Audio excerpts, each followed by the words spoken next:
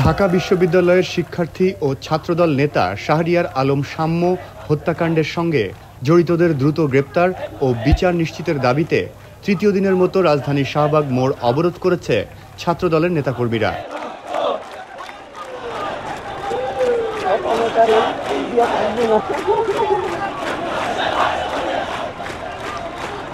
বৃহস্পতিবার সকাল 10টার দিকে শাহবাগ মোড়ে অবস্থান নেয় ছাত্রদল।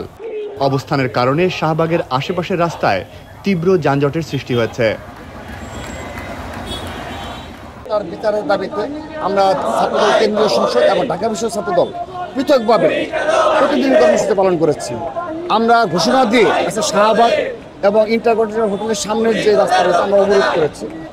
আমরা এর বিস্তৃতি আরও ঘটতে পারি যদি সাম্য হত্যার বিচার অতি দ্রুততম সময় না পাই, মূল ঘাতক সহ এরপরে শনাক্ত করে আমাদের স্পষ্ট করা না হয়, আমরা আরো বৃহত্তর এখানে সরাসরি ইন্টারিম সরকারের সদিচ্ছার অভাব এবং তাদের দুর্বলতা রয়েছে এবং তাদের আইন শৃঙ্খলা রক্ষাকারী বাহিনীর উপর নিয়ন্ত্রণ রয়েছে কিনা এটি নিয়েও কিন্তু আমাদের প্রশ্ন রয়েছে। তা না হলে 9 দিন অতিবাহিত হয়ে যাওয়ার পরও মূল ঘাতক এবং অপরাধীরা শনাক্ত করতে পেরেছে কিনা আমরা সেটি নিশ্চিত নই। তাদের বক্তব্য আমরা ডিবি কর্মকর্তার সাথে কথা বলেছি, তারাও আমাদের আশ্বস্ত করতে পারেনি যে মূল কতজন উপস্থিত ছিল এবং সত্যিকার অর্থে মূল ঘাতক কাকে ছুরিটা চালিয়েছে।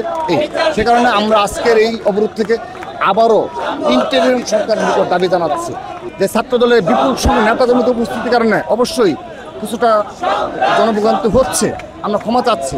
কিন্তু বিগত সময়ে যারা 100-200 সমর্থক আর ভাড়া করার নেতাকর্মী নিয়ে এই শাহবাগ ঘণ্টা অবরোধ করে রেখেছে, আমরা তাদের বিষয়ে সতর্ক হওয়ার আহ্বান জানাচ্ছি।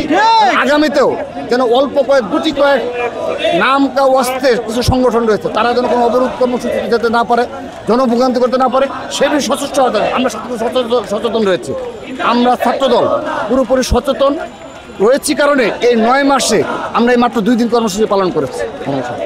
এই ঈদে জামা জুতো অ্যাক্সেসরিজের ডিসকাউন্ট।